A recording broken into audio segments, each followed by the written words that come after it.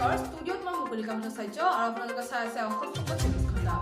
এই মুহূৰ্তত আপোনালোকক দিব লৈছো এক বেদনাদায়ক সংবাদ। ঢেকিয়াজুলিত এগৰাকী বোৱাৰীক পৰিকল্পিতভাৱে হত্যা কৰিলে স্বামী গৃহৰ পৰিয়ালে। ইয়াকে লৈ উত্তপ্ত পৰিস্থিতি। চাওক এই প্ৰতিবেদন। শোণিতপুৰ জিলাৰ শ্বহীদ নগৰী ঢেকিয়াজুলিত এগৰাকী নৱবিবাহিতাক স্বামী গৃহৰ লোকে পৰিকল্পিতভাৱে হত্যা কৰাৰ অভিযোগ উঠিছে।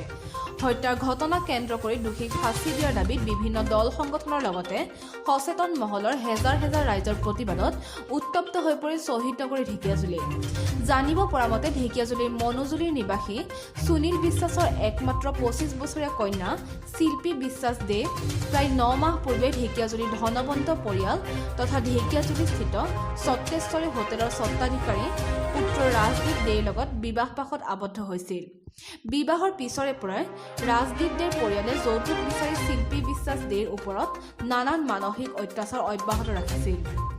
ইমান দিনে অত্যাচাৰ চলাই তৃপ্তি লাভ কৰা ৰাজদীপৰ পৰিয়ালে অৱশেষত অতি মৰমীয়াল শিল্পীক পৰিকল্পিতভাৱে হত্যা কৰি চিৰদিনৰ বাবে এই পৃথিৱীৰ পৰা আঁতৰাই পেলালে বুলি সংবাদ মাধ্যমত জানিবলৈ দিয়ে শিল্পীৰ জ্যেষ্ঠ ভাতৃ সুদীপ বিশ্বাসে।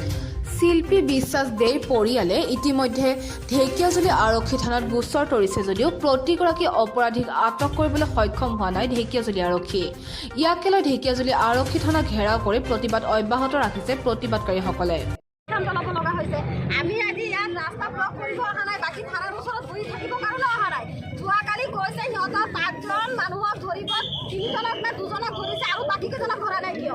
কালি কৈছে ধৰিব, আজি 2টা 3টা 4টা বাজিব চলিছে, এতিয়ালৈকে থানাৰ পুলিচ ধৰিব পৰা নাই কিয়? আমি ইয়াত এইবিলাক কাজিয়া কৰিব অহা নাই, বাকী ৰাস্তা ব্লক কৰিব অহা নাই। আমি ইয়াত ভালকে কথা পাতিব আহিছোঁ। থানাৰ পুলিচ এজনক আমাৰ যোনটো ছোৱালী ঢুকাইছে তাৰ দাদাক ধৰি পেলাই টানি হুচুৰাই লৈ আছে। মাক যদি কিবা হল হয় তেতিয়া কি থানাৰ পুলিচে ধৰি দিব নেকি? আমাৰ ছোৱালী ঢুকাইছে আমি কি দাদাকো ঢুকাব দিম নেকি? এইটোতো কৰিব অহা নাছিলো নহয় আমি। যিগৰাকী ছোৱালী ঢুকালে তেখেতৰ জ্যেষ্ঠ ভাতৃকো প্ৰশাসনে টানি আজৰি লৈ গৈছে। সবে মিলি টানি ধৰিছো। এইটো কৰিবতো আমি অহা নাছিলো। এইবিলাক ভাবিব যে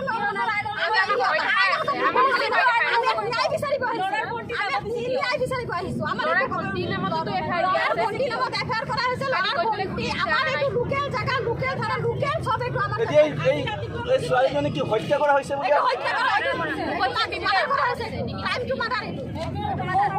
আৰু এতিয়া আপোনালোকে প্ৰশাসনক কি দাবী উত্থাপন কৰিছে?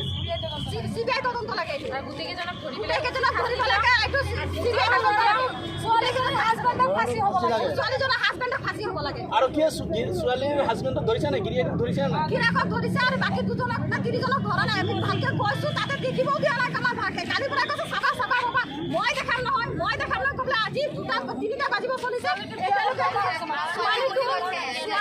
ছোৱালীটোৰ বিয়া হৈছে 9 মাহ হৈছে। তাত যোৱাৰ পিছৰ পৰা আমাক কোনে তহঁতে যৌতুক দিব পৰা নাই, তহঁতৰ ঘৰ দুখীয়া, তহঁতৰ লগত আমাৰ নিমিলে, তহঁতৰ জাত যৌতুকজনিত কাৰণত হত্যা কৰা হৈছে। আৰু এতিয়া আপোনালোকে প্ৰশাসনক কিবা সময়সীমা বান্ধি দিছে নেকি? আপোনালোকে সময়সীমা বান্ধি দিয়া নাই। আমাৰ এইটো সিহঁতৰ 5জনক ধৰিব লাগে আৰু ধৰি দেখাব লাগে আৰু ৰাজদীপক মানে ছোৱালীজন গিৰিয়েকক ফাঁচি দিব লাগে। আৰু ঘৰত আগত বহুত অশান্তি কৰি আছিল, শহুৰকে শাহুৱেকে জ্বলাই আছিল, বহুত সহ্য কৰি মাৰি থাকিছিল। আমাৰ ঘৰত ফেমিলি কাজিয়া হয়, মাকৰ ঘৰত আহিব নিদিয়ে। বিয়া হয় 1 বছৰো হোৱা নাই।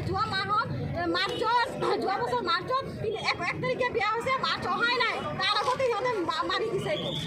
মাৰি পেলাই আমাক ফোন কৰি কয় তহঁতৰ ছোৱালী চিৰিৰ পৰা পৰি পেলাই মৰিছে। চিৰিৰ পৰা পৰি পেলাই মুখৰ কথা নোহোৱা হৈ গৈছে। তহঁতে যদি এনেকৈ যদি হৈছে, তহঁতে কিয় নাই? ঘৰৰ 4টা 5টা গাড়ী আছে, তহঁতৰ বোৱাৰী মৰিছে, তহঁতৰ বোৱাৰী চিৰিয়াছ হৈছে, তহঁতে এম্বুলেঞ্চত কিয় নিলি? বোৱাৰীটো তহঁতৰ 4টা গাড়ী আছে, সিহঁতৰ গাড়ীত কিয় নিনিলে? এম্বুলেঞ্চত কিয় মাৰিলে? এইটো পুৰা ঘৰত মাৰ্ডাৰ কৰিছে। ঘৰত মাৰ্ডাৰ কৰি পেলাই পিছত এম্বুলেঞ্চ নি পেলাই কৈছে এইটো আমি মাৰা নাই। সিহঁতৰ ঘৰত এইটো মাৰ্ডাৰ কৰিছে। এবাৰ কৈছে চুইচাইড কৰিছে, এবাৰ কৈছে চিৰি পৰা বাগৰি পেলাই মৰিছে। চুইচাইড কৰি পেলাই কিবা কিবি কৈ আছে। আপোনালোকৰ মতেৰে পৰিকল্পিত হত্যাকাণ্ড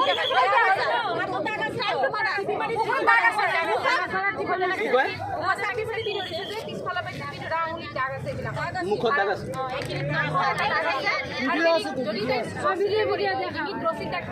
এনেকুৱা কোনো দাগ নাই, খালি মুখখনতে দাগ আছে।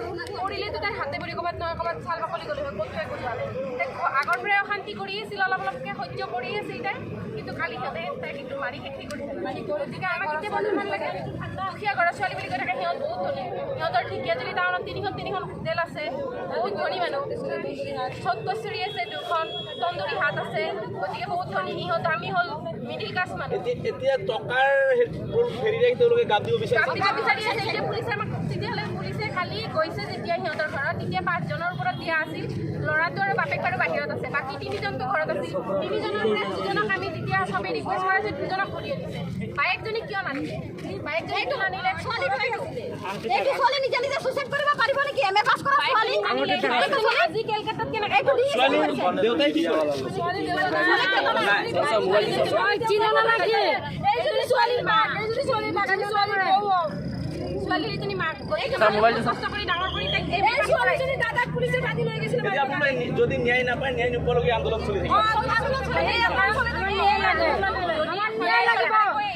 ফাঁচি দিব লাগিব নাৰীৰ ওপৰত কিয় অত্যাচাৰ নাৰী কিয় বেটি বছৰ আজি আপোনাৰ ঘৰত আমি ছোৱালী বিয়া দি পেলাই শহুৰ শাহুৰে মাৰিলে আমি বেটি কেনেকৈ বচাম কোনটো ঘৰত ছোৱালী বিয়া দিব এনেকৈ কৰি আমি মুখ্যমন্ত্ৰী ছাৰৰ ওচৰত এইটোৱেই দাবী জনাইছোঁ যে ছাৰ আপুনিতো সদায় কৈ আহি আছে যে নাৰীৰ ওপৰত অত্যাচাৰ বন্ধ কৰিব লাগে তেতিয়াহ'লে এনেকৈ যদি নতুন এজনী বোৱাৰীক ধৰি পেলাই ঘৰত মাৰি পেলাই তেতিয়াহ'লে নাৰী ক'ত সুৰক্ষিত ঘৰৰ ভিতৰতে দেখোন সুৰক্ষিত নহয় আমাক এতিয়া সুৰক্ষিত দিব লাগে সুৰক্ষা দিব লাগে এতিয়া নৰেন্দ্ৰ মোদী হওক বা ৰাজ্যৰ মুখ্যমন্ত্ৰীয়ে নাৰীৰ প্ৰতি লোৱা যি দায়িত্ব তেওঁলোকে পালন কৰিব লাগে তেতিয়াহে আমি ক'ম যে নাই আমাৰ চৰকাৰ সফল ঠিক আছে হিচাপে কি ক'ব কি আহ্বান জনাব আৰু আগতেও এনেকৈ অশান্তি হৈছিল নেকি আপোনাৰ ছোৱালীৰ লগত ছোৱালীজনী মানে মুখৰ এনেই তাৰ মা আছে যে ওর মা আছে যে মাটা বিরাট মানে অত্যাচার করতো তারপরে ওর একটা বোন আইসে বোনটাই আরো বেশি করে তো মা ও মেয়েটাই কইছে যে দেখো মা এরকম আমি আবার কইছে ঠিকই আছে পরে কালকে কি করছে বলার মধ্যে টিপকে মাইয়া সোনার জিনিসগুলো সম্পূর্ণ নিজে রাখিয়া তারপরে 1.5 ঘন্টা পরে ওরা হসপিটাল 1.5 ঘন্টা পরে আমরা জানাইছি 1.5 ঘন্টা না 3 ঘন্টা পরে আমরা জানাইছি হসপিটালে পাঠাইছে ওরা যদি আমার ঘরের সামনে আছে ওরা কি করতে পারতো না ওরা কেমন করে খবর দিতে পারে খবর দেয় না শুধু মিঠুনটা খালি পাঠাইছে মিঠুনটা রাখছে এতিয়া আপোনাৰ কন্যাৰ হত্যাকাণ্ডৰ ন্যায় লাগে ন্যায় লাগে আমাৰ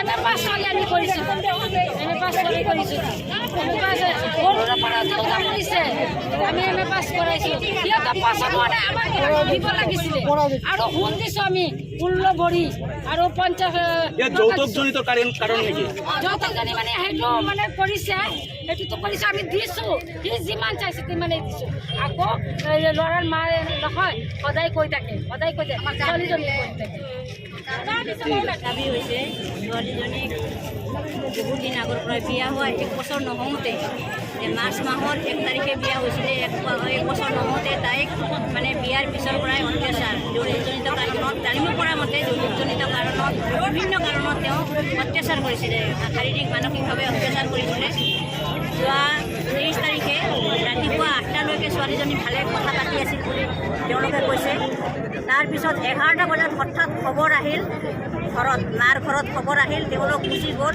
গৈ পেলাই দেখে 30 বেডত পৰা ৰেফাৰ কৰি দিছে টিএমচিত যোৱাৰ লগে লগে ডক্টৰে মৃত বুলি ঘোষণা কৰিলে এইখিনি বেছি দূৰত নহয় 2-3 মিনিটৰ ৰাস্তা যে জটেশ্বৰীৰ মালিকৰ ঘৰ আৰু তেখেতসকলৰ ঘৰ বেছি দূৰত নহয় 4 নম্বৰ ৱাৰ্ডত তেখেতসকলক আগতে যেতিয়া বেমাৰী হৈছে তেতিয়াই জনাব লাগিছিল 1 নম্বৰ কথা 2 নম্বৰ কথা হ'ল তেওঁৰ গোটেই গাত বোলে মানে চিহ্ন বিচ্ছিন্ন দাগ আছে গলাৰ কিবা বা এনেকৈ তেজৰ এটা হেৰি আছে দাগ আছে সেই তেনেকুৱা তেখেতসকলে আগৰ পৰা যিহেতু প্ৰচাৰ কৰিছিলে তেখেতসকলে মানে পৰিকল্পিত হত্যা বুলি কৈছে জানিব দিছে আমাক সেইকাৰণে আমাক নিখিল ভাৰত গণতান্ত্ৰিক মহিলা সমিতিৰ পক্ষৰ পৰা আমি উচিত ন্যায় লাগে কাল পৃথক ধৰি তেওঁলোকক শাস্তি দিব লাগিব আৰু যাতে এনেধৰণৰ ঘটনা এই অঞ্চলত